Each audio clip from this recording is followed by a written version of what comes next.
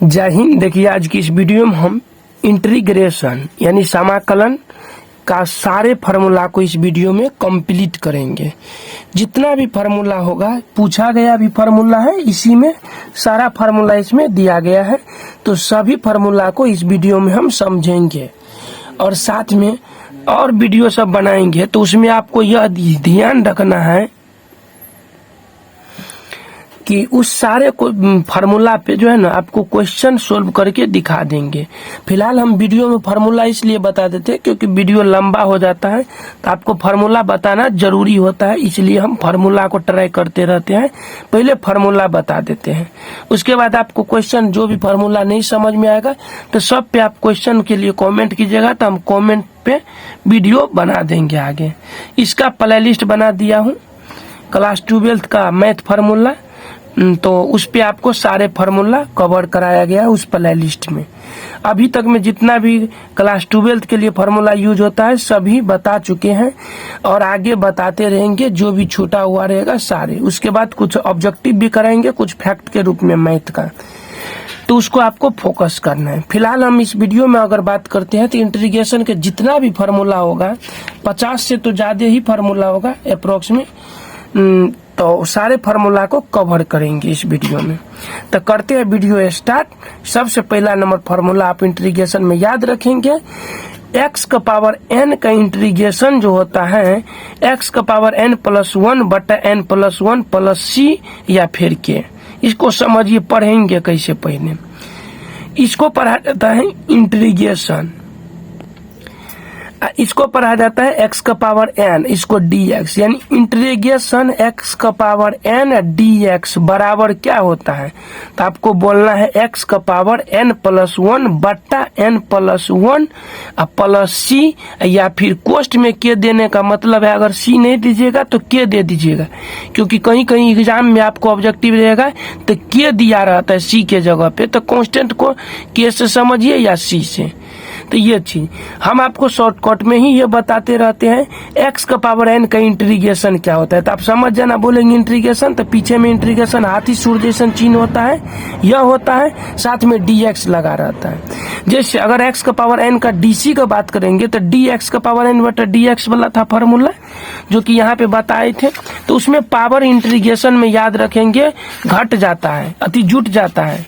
Integration में power जुटता है और क्या बोलते हैं डीसी में अति इंटीग्रेशन में पावर जुटता है, डीसी में पावर घटता है। जैसे ये वाला फार्मूला आप डीसी का देख सकते हैं, x का पावर n वाला, तो इसका तो वीडियो बना दिया है, सब देख लीजिएगा। हम फिलहाल चलते हैं इंटीग्रेशन के 1 नंबर फार्मूला पे।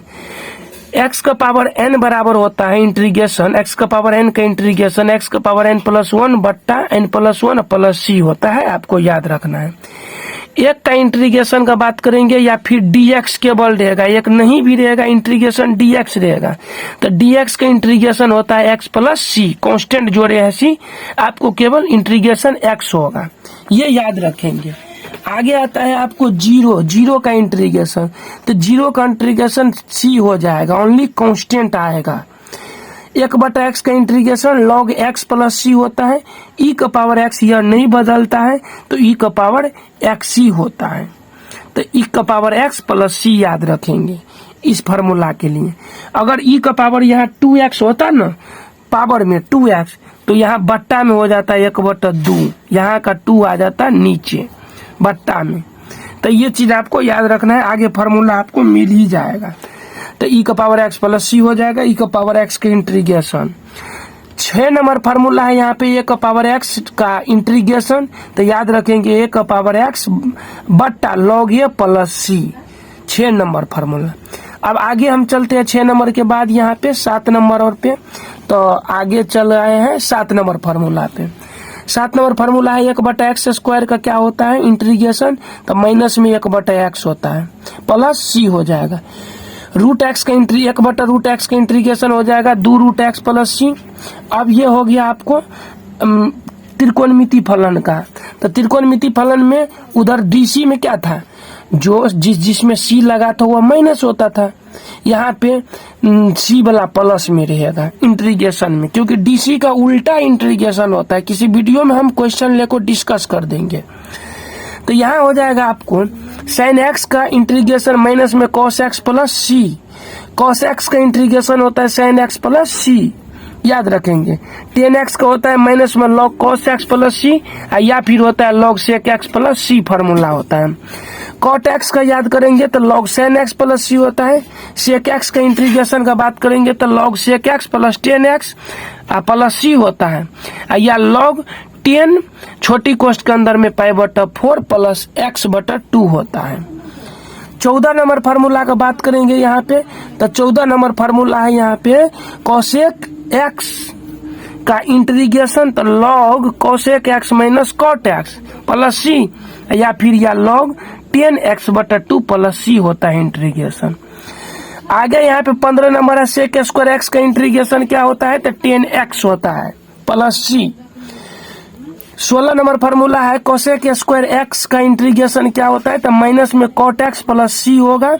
और 17 नंबर फार्मूला का बात करेंगे तो यहाँ है 17 नंबर सेक एक्स इंटू 10x का इंटीग्रेशन क्या होता है तो सेक एक्स होता है, और cosec x into cot x का इंटीग्रेशन क्या होता है तो माइनस में कोसेक एक्स प्लस सी होता है। तो अभी 18 तक फार्मूला बता चुका हूँ। अब 18 के बाद हम आगे आता है, आगे फार्मूला 19 नंबर और देख लेते हैं। तो 19 नंबर के लिए इस पेज पे हम आते हैं, इस पेज को देख लेते हैं 19 नंबर फार्मूला से।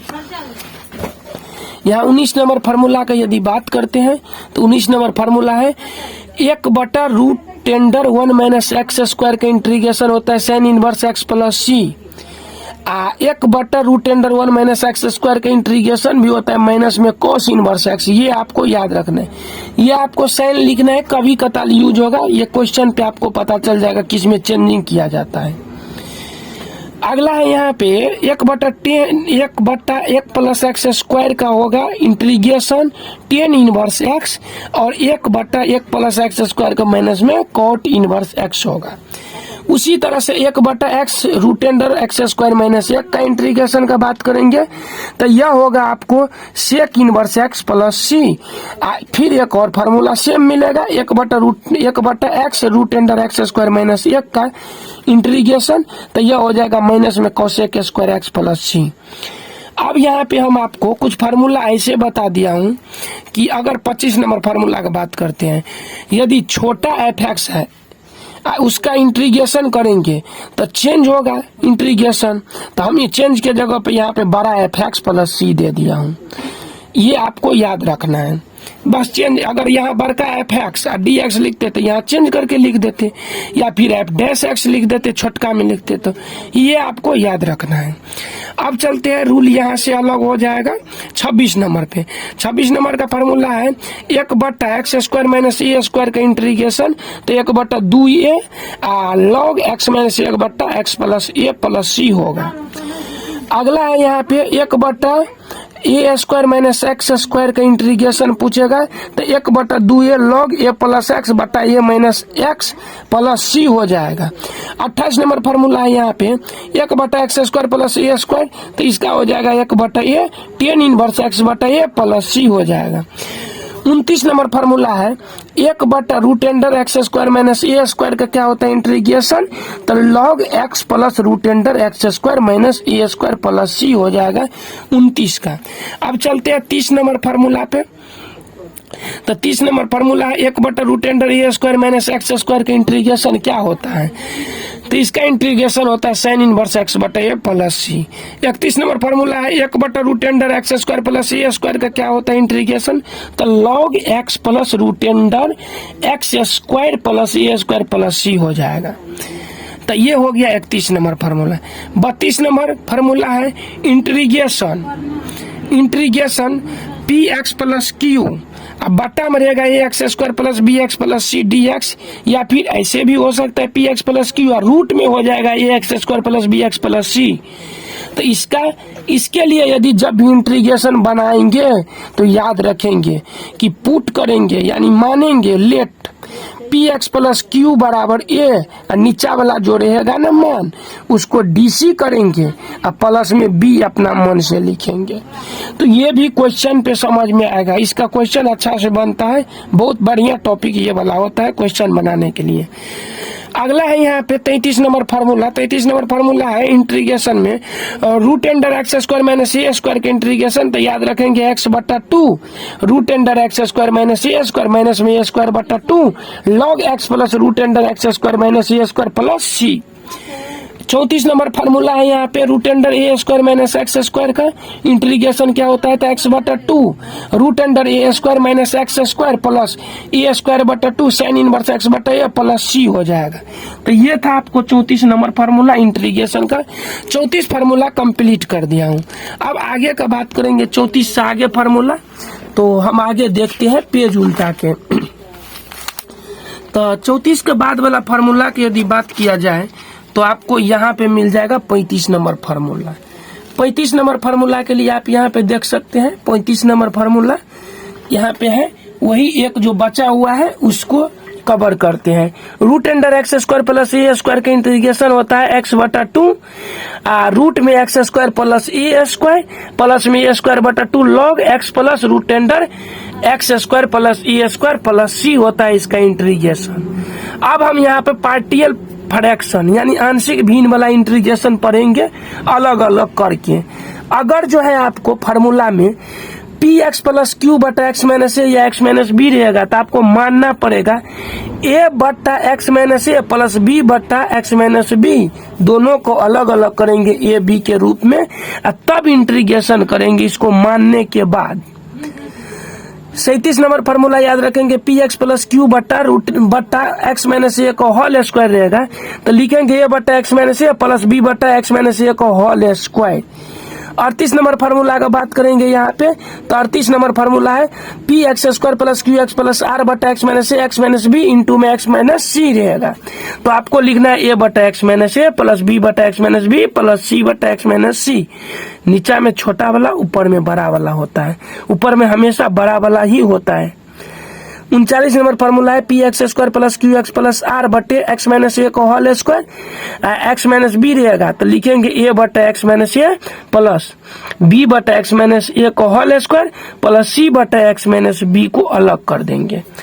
40 नंबर फार्मूला याद रखेंगे P x square plus Q x plus R बटा x minus A x square plus B x plus C का अलग अलग करेंगे आंशिक भिन्न में तो ए बटा एक्स माइनस ए plus B x plus C बटा x square plus B x plus C होता है। अगला है इंटीग्रेशन बाय पार्ट नियम, इसको खंडशः समाकलन इंग्लिश में शॉर्टकट में इसको बाय पार्ट नियम भी या आइलेट बोला जाता है, आइलेट नियम। इसको आइलेट नियम को अब हम देखते हैं। यहाँ पे आइलेट नियम इंपॉर्टेंट होता है, इसका फार्मूला भी कई बार पूछा गया है। इसमें क्वेश्चन आपको सेट करके बनाना होता है, थोड़ा ओलझोल होता है, बस समझना होता है। समझ जाओगे ये आइलेट क्या होता है तो आपको कोई दिक्कत नहीं होगा। आइलेट वाला में क्या होता है, यदि इंटीग्रेशन में u भी रहेगा तो फार्मूला होता है u integration v dx minus में इंटीग्रेशन बड़ी कोस्ट du बटा dx इंटीग्रेशन v dx बड़ी कोस्ट के बाद dx। ये इंपॉर्टेंट फार्मूला है, इसको याद कर लेना है। अब आइलेट इसको क्यों बोलते हैं याद रखेंगे, u किसको मानेंगे v किसको मानेंगे फार्मूला में, ये चीज आपको ध्यान में रखना है। तो आई मतलब होता है इनवर्स ट्राइगोनोमेट्री फंक्शन, यानी जो इनवर्स वाला फंक्शन होगा उसको यू मानेंगे पहले, और बाद में जो भी फंक्शन आएगा चाहे लॉग रहेगा चाहे एलजेब्रा रहेगा चाहे टी रहेगा ट्राइगोनोमेट्री चाहे ई के पावर एक्स वाला रहेगा एक्सपोनेंशियल फंक्शन, तो आपको वहां पे पहले इनवर्स वाला मानेंगे। यदि मान लो आपको एलजेब्रा वाला रहेगा टी वाला रहेगा तो पहले एलजेब्रा का यू मानेंगे इसको भी, और कहीं पहले रहेगा लॉगरिथम वाला पहले, अब बाद में दिया रहेगा इनवर्स वाला तो इनवर्स वाला को पहले मानेंगे और बाद में लॉग वाला को मानेंगे। तो इसको फार्मूला में देखो, इनवर्स वाला में याद रखेंगे साइन इनवर्स कॉस इनवर्स और होता है, लॉगरिथम फंक्शन में होता है लॉग एक्स लॉग 2x वाला याद रखेंगे, एलजेब्रा में याद रखेंगे एलजेब्रा फंक्शन में एक्स एक्स स्क्वायर और रहेगा, तब ट्राइगोनोमेट्री फंक्शन में साइन एक्स कॉस एक्स वाला, एक्सपोनेंशियल में फंक्शन में याद रखेंगे ई का पावर एक्स वाला को लास्ट में रखेंगे, हमेशा भी मानेंगे। जैसे यहाँ पे ई का power x sign inverse x D x रहेगा क्वेश्चन, तो इसमें पहले चूज करेंगे कि पहले इनवर्स फंक्शन यू मानेंगे तो पहले लिखना पड़ेगा, तो ये हो जाएगा पहले इनवर्स फंक्शन, और तब ई का पावर एक्स लास्ट में आया ना, वही के बाद ना तो बाद में गुना में देंगे तब फार्मूला लगाएंगे आइलेट गुना नियम। तो आपको 41 नंबर फार्मूला पे बारे में समझ में आ गए होंगे। अब हम चलते हैं डिफिनिट समाकलन, जिसको बोलते हैं निश्चित समाकलन हिंदी में बोला जाता है। इसके लिए आपको रूल याद करना है। फिलहाल 42 नंबर फार्मूला है, अगर एफ एक्स, इसको लोअर लिमिट बोला जाता है, इसको अपर लिमिट, लोअर लिमिट ए अपर लिमिट बी होता है। एफ एक्स यानी फंक्शन का कोई इंटीग्रेशन करेंगे तो चेंज होके कोई बड़ा फंक्शन बनेगा एफ एक्स, इस लिमिट वैसे ही रहेगा बड़ी कोष्ट के ऊपर नीचा, लोअर लिमिट पे, अपर लिमिट पे बराबर। पहले याद रखेंगे कि x के स्थान पे लिमिट भरेंगे और सबसे पहले भरेंगे अपर लिमिट, और जो लोअर लिमिट लिखेंगे तो उसको माइनस में लिखेंगे, घटाएंगे। इसको याद रखेंगे हमेशा। तो हम यहाँ पे एफ बी दे देंगे, फिर लोअर लिमिट बाद में लिखे, लेकिन माइनस दे दिए घटा के एफ है। तो ये हो गया आपको 42 नंबर फार्मूला। याद रखेंगे इंटीग्रेशन एफ एक्स ए से बी तक रहेगा तो आपको f b minus f a बोल सकते हैं। अगला है यहाँ पे प्रॉपर्टीज ऑफ इंटीग्रेशन, समाकलन के गुणधर्म कुछ है पी जीरो पी एक। तो पी जीरो में याद रखेंगे यहाँ पे केवल फंक्शन चेंज होगा एक्स, यानी ए से बी तक रहेगा लिमिट, अपर लिमिट है लोअर लिमिट बी। इसका इंटीग्रेशन करेंगे तो यहाँ x के जगह पे चेंज कर सकते हैं, t ले सकते हैं और dt में बदल सकते हैं, लिमिट नहीं चेंज होगा। तो याद रखेंगे इंटीग्रेशन लोअर लिमिट है upper limit b, F x D x का इंटीग्रेशन क्या होगा, तो इंटीग्रेशन a से b तक एफ टी डी टी हो जाएगा। आगे का बात करेंगे हम यहाँ पे आगे का, तो आगे है यहाँ पे P1 रूल, एफ एक्स ए से बी तक लिमिट है। अगर लिमिट चेंज करेंगे, लोअर लिमिट के नीचा में ऊपर भेजेंगे, अपर लिमिट को नीचा, तो माइनस लग जाएगा। लिमिट चेंज होगा ऊपर नीचा तो माइनस लगेगा, फिर चेंज करेंगे फिर प्लस हो जाएगा। ये चीज आपको याद रखना है। P1 हो गया। P2 रूल समझते हैं। P2 रूल में क्या है, यहाँ पे बताया है A से B तक एफ एक्स डी एक्स रहेगा, तो आपको यहाँ A से B तक में ये लिख सकते हैं A से C तक F x D x plus B C से B तक। यहाँ A से बड़ा होना चाहिए C और B से छोटा होना चाहिए C को। कहने का मतलब यदि आप लिखेंगे तो यहाँ पे ऐसे लिख सकते हैं, यदि 2 रहेगा यहाँ 4 रहेगा, एफ एक्स डी एक्स लिखना रहेगा, तो आप इसको लिख सकते हैं इंटीग्रेशन में यहाँ पे 2 से लेके 3 तक एफ एक्स डी एक्स, फिर यहाँ पे लिख सकते हैं प्लस इंटीग्रेशन 3 से लेके 4 तक एफ एक्स डी एक्स। ये वाला बात समझा रहे। हालांकि जब सवाल बताएंगे तो इस पे आपको समझ में आ जाएगा, केवल आपको अभी फार्मूला याद करके रखना है। P3 रूल क्या है, ए से बी तक एफ एक्स डी एक्स पे याद रखेंगे। यहाँ ये दोनों लिमिट के जोड़ के एक्स जो तो होता है वैल्यू उसको घटा देंगे, यही P3 रूल होता है। P4 रूल इम्पोर्टेंट होता है, यूज भी होगा आगे बहुत सारा।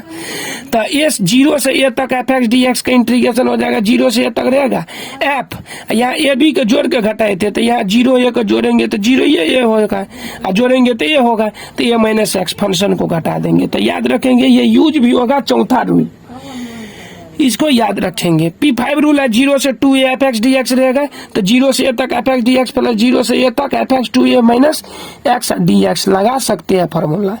P6 रूल क्या है, तो P6 रूल है 0 से 2a एफ एक्स तक रहेगा ना, तो 2 यहाँ पे जो लिमिट वाला इसको गुना में ले लेंगे, एफ एक्स डी एक्स 0 से a तक हो जाएगा।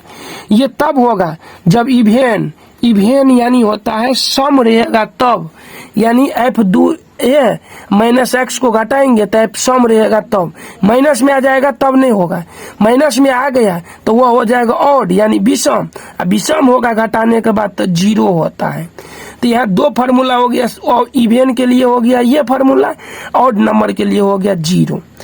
उसी तरह से P7 और इंटीग्रेशन का लास्ट फार्मूला है यहाँ पे माइनस ए से ए तक एफ एक्स डी एक्स रहेगा ना, तो यहाँ 2 होता है, 0 से ए तक एफ एक्स डी एक्स, ये एफ माइनस एक्स का यदि वैल्यू एफ एक्स यानी इवेन नंबर रहेगा तब आपको ये फार्मूला लगाएंगे। यदि ऑड नंबर निकल गया, एफ माइनस एक्स के जगह पे माइनस में एफ एक्स हो गया, ऑड नंबर आ गया, तो जैसे ऑड नंबर आया तो हो जाएगा 0। इसमें भी विषम संख्या आया, विषम संख्या तो 0, ये आपको याद रखना है। ऑब्जेक्टिव में पूछा हुआ क्वेश्चन है बहुत बार। तो इसको याद रखेंगे। तो आई होप, मुझे आशा है आपको इंटीग्रेशन के सारा फार्मूला अच्छे से समझ गए होंगे और समझ में आ भी गए होंगे पूरा फार्मूला इंटीग्रेशन का। तो आई होप, मुझे आशा है कि कोई दिक्कत न होगा। अगर होगा तो वीडियो में कमेंट कीजिएगा। करते हैं वीडियो को समाप्त। तब तक के लिए जय हिंद, वंदे मातरम।